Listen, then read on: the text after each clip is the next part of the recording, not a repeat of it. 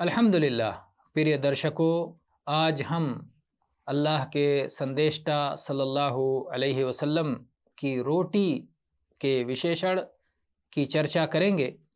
आयशा रज़ियल्लाहु अन्हा कहती हैं कि मोहम्मद सल्लल्लाहु अलैहि वअला आलिहि वसल्लम के घर वाले कभी 2 दिन लगातार जौ की रोटी से पेट भर के भोजन नहीं किया, यहाँ तक कि अल्लाह के संदेष्टा सल्लल्लाहु अलैहि वसल्लम की मृत्यु हो गई और आप इस दुनिया से चले गए।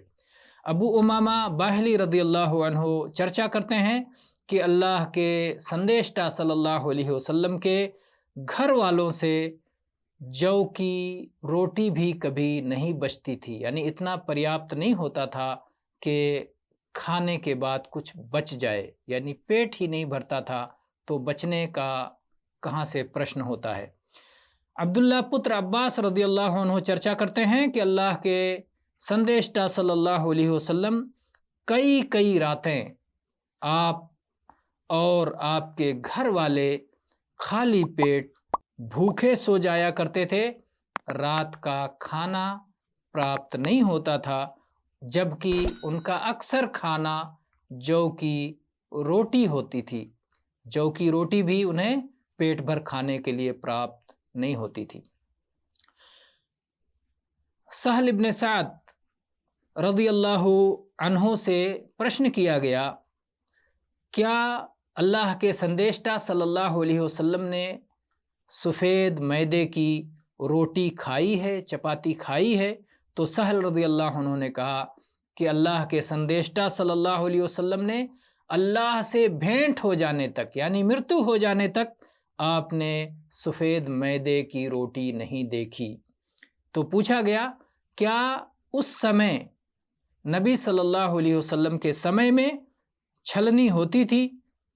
उन्होंने कहा, नहीं, हमारे पास छलनी नहीं होती थी। कहा, फिर तुम जौ के आटे का क्या करते थे?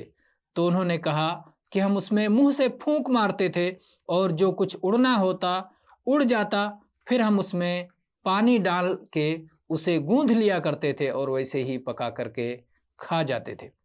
अनस पुत्र मालिक रज़ियल्लाहु अन्हु बयान करते हैं कि अल्लाह के संदेष्टा सल्लल्लाहु अलैहि वसल्लम ने कभी चौकी पर खाना नहीं खाया, चौकी पर भोजन नहीं किया, और ना ही छोटी छोटी प्यालियों में आपको सलाद वगैरह पेश किया गया, और ना ही आपको चपाती खाने को मिली।